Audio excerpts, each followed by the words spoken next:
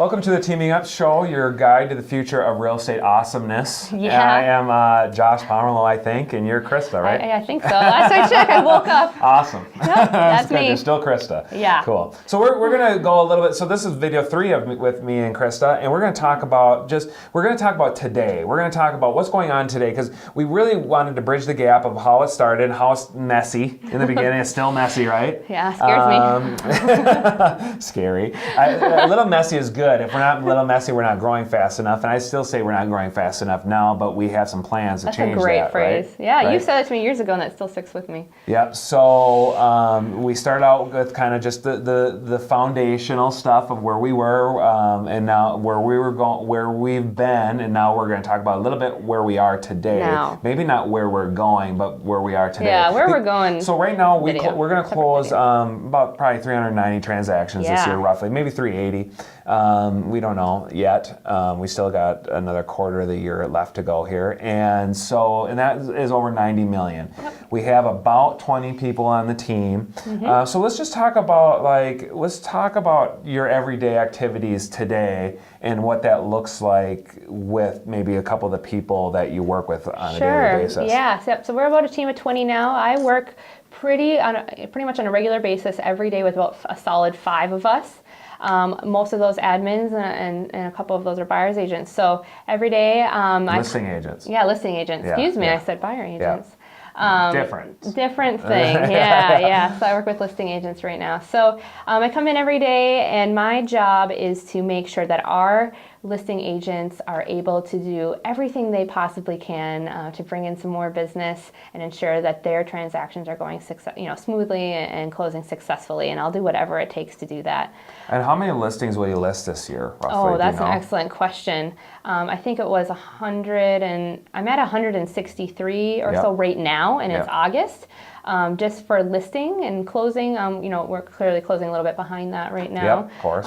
So that's a lot of transactions just for it being August right about now. Yeah, I was going to say, I think from normal you'll list about 200 maybe or so in a year, and our goal is to close, I think we'll be in the 160s, 170s, I think this year. 173. And our volume will be ahead of what our goal was. Correct. Our units will be a tad below what our goal is, but really close. Correct. So while I might not be watching, every single broken down number every day, I'm watching the entire event of the listing department and how it's functioning to make sure that I can't possibly predict or see something coming up in the future and try to protect something from happening or keep everything going strong. Yeah, so you're kind of the first one to see how many listings we have in the coming pipe. Up. Yep, what's in the pipeline, what's active, what's closing, what people are not listing and what people are listing, and what's happening with staging. And so you have a big spreadsheet of just talking about all the people that we have in the pipe, all the people that were a couple days within closing, a couple days within listing, listed, pendings, and sold. And closing out, and we need to pay out those agents. You kind of see that whole sheet, because that's the big part. Because that's a big part of our business to understand what's going on in that, because that is the indicator of how healthy of a company we are. Correct. And so if I ever smell even the slightest bit of something going on, I just do FYIs a little bit, just hey, I just wanted to let you know that agent B isn't having too many in their pipeline right now. I might go check with the ISA and kind of make sure he's kind of feeding her some more leads. And I've made sure that we are accountable to each other about that too. So we used to meet back in the day more one-on-one every week. Our entire team would meet every week, and we started to find out that maybe wasn't the most useful best use of our time, I should say. Well, also in the communication was tough, because we're starting to get more and more people. Not that more people in a meeting is good, but when you're talking about a specific department or an admin team or whatever it is, it's really good to have maybe 3, 4, 5 people in a room that can understand when you're telling one person something, so you don't have to go tell and something gets lost in translation. And why is this person sitting here? Because it has nothing to do with them. So we really wanted to be purposeful. Nobody wants to meet just to meet. So we've broken all of our meet. We've broken our team out. We do not want to meet to meet. Yes, absolutely. We have work to do. Yeah. There's better things we could be doing with our time. So we've broken that out a little bit here. So So the third Monday of the month, now we kind of break out by department. So listings department, we're kind of the rise and shine. So we're here at 8:15 and we meet the third Monday of the month so we can talk about our listings together. Josh pops in and out to those. Sarah's there to talk about numbers. I'm there to talk about the healthiness of what's actually going on in the transaction, and the listing agents are talking about and then also appointments any functional stuff that you need to change, yes. or what should we change here? If I'm not getting this result, or if I can't get a series of clients or a bulk of clients are having this issue, why is that issue coming up? Because maybe something's being missed in the presentation, that their message isn't being received. So maybe a client is missing a key phrase that's causing a hiccup in a transaction. So I'm kind of like the bloodhound trying to figure out what can I put in up here to make the result 3 months down the road really great, or to make that go really smooth. So every Monday, every third Monday we have a listing and a buy team back to back, and we talk about those Correct. things. And then what about like our EOPS? Yep. So and then now we've developed an elite operations team. So that would be our administrative department. I'm not such some glorified assistant, and if somebody wanted to call that, I might as well just like punch you in the face. And I think Josh said that too. If I ever call them like your boss or whatever, or somebody, if the leverage, if somebody ever calls you leverage, right? So I don't want to be called leverage either, and that's not what I'm here for every day. So we have our elite operations team, and that's been kind of fun to develop too. So now we meet about every other Wednesday, so we can just talk about our administrative team, and we've been pleasantly surprised at how well we function as a unit, working on our relationships so we can have successful personal and business relationships with each other, and then keep the health of the team alive and protect the company. And to make decisions structurally on how we're going to attack certain problems. How are we going to attack these how things? How can we improve this, and what's going to happen next year? It might be, for example, it might be August right now, but we're already talking about, okay, here's where we're all shifting here this winter to cover these projects so that next year's goals are already being created and set. So that all happens within EOPS.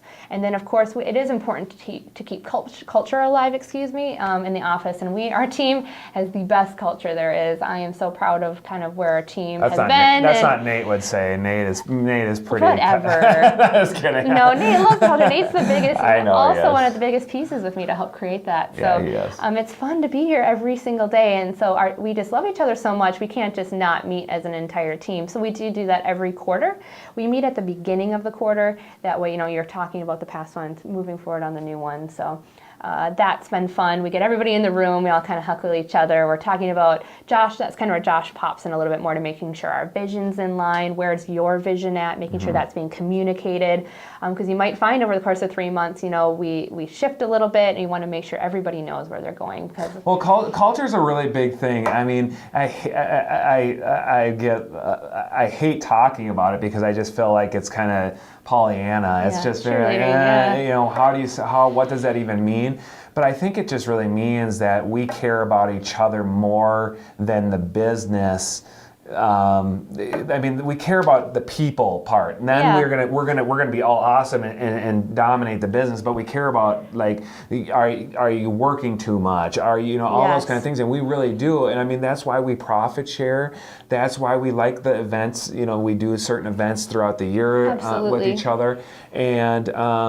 We have. We're here more than we're at home, so we better have culture. If we don't have culture, I'm out of here. I spend more time with you. I'm leaving if we don't have good culture. That's always one of my big things. Absolutely, and there's more purpose than just meeting, just as the team because you want to sit on your high horse and feel like, look at what I've created, or any of us feel that way. It's more so, you see them like my task might just be on listing, but by me doing this, it's actually helping the buyer agent. It's helping that person sitting across the room from me, even though maybe I'm not directly working with them every day. We're all, in it together. So by me making sure I'm on task every day, helping my listing agents is getting more listings, which is getting more buyers, which is getting the team to the profit it wants, which is putting money in my pocket, it's putting money in the team's pocket, and then we can move on to the next thing. So we're all correlated to each other. We're an organism together. So. Did we miss anything about like your day to day? So now, Yeah. Krysta, not only with your listings that you do, but you also do help us with operation stuff, and then you also help with hiring because you've been through it. You've been through many. Yeah. I wouldn't say so many candidates coming in and out of the door, but just candidates, not Right. people that we've hired, and you saw what has been successful and what's not. So that's been also another big thing that you've done. Correct. You've helped hire and helped train, especially that 90 days, helping getting people what you didn't have, more of a foundation. Yes. So when they come in, they know the handful of things that they need to be doing and then where they're going. And then when they get to their 100 days or so, we're kind of shoving them out of the nest a little bit, right? Absolutely, and the struggles that go along with that every day. So, so every day I'm into the office, I'm checking my inbox to scan how much listing work is there, making sure contracts are in, my clients are spoken to, my agents are where they're supposed to be. All of that happens every day. Now, I communicate quite frequently with Sarah. Sarah's primary function now is to making sure she is constantly pushing candidates in that door. That is the entire work, building the business with the best side of the triangle here. Yep. So Sarah's constantly hitting that as hard as she can, and so it's my job to make sure I'm assisting her with when she gets those people in the office, shoots me an email, I'm in there, I'm listening, I'm scanning to those people, and we're nope, that's not the right hire. Yeah, we want this one again. And interview them 5-6 times. I'm taking part in those processes as well. I'm talking with we have a new construction company. I help close some transactions for them as well. So I'm talking with an administrative EOPS person over there. I'm working with our buyer EOPS team and making sure that those buyers are happy. Does anybody feel like there's not enough sell buys coming through? Functioning on that, and I'm working clearly with Josh to do things like this. So yeah, I kind of. Do you sleep? Yeah, I know it can stress me out sometimes, but I do pretty well, and that's why Josh has me. So you might see the dynamic between Brian and Josh in a video is going to be different than the dynamic between me and Josh because I'm a different breed of person. So you are. So I do a different set of skills every day. You can say that. You can say you're a little different breed. I'm that's focusing for sure. on a different right, set of things. Just a little different, my little bad. special. My we'll bad. I know. My bad. So another video with Krysta today. So if you have any questions and you want to talk about, or you want to ask us about again, we discussed this a little bit, but like when we hired or why we hired an administrative assistant, what does it look like in your first 30 to 90 days? What does it look like year 1, 2? Where can you progress? I mean, feel free to reach out to us. We'll dig a little bit deeper and help you brainstorm it. Yep. Let's figure that out. Yep. So thanks for watching this video, and maybe we'll do another one some other time. Yeah. Maybe right after I hope this. to be doing many more. I have a lot. She has a lot of knowledge coming. Yeah. forward. Yeah. I want to share that with you guys. Okay. So. Sounds good. We'll see ya.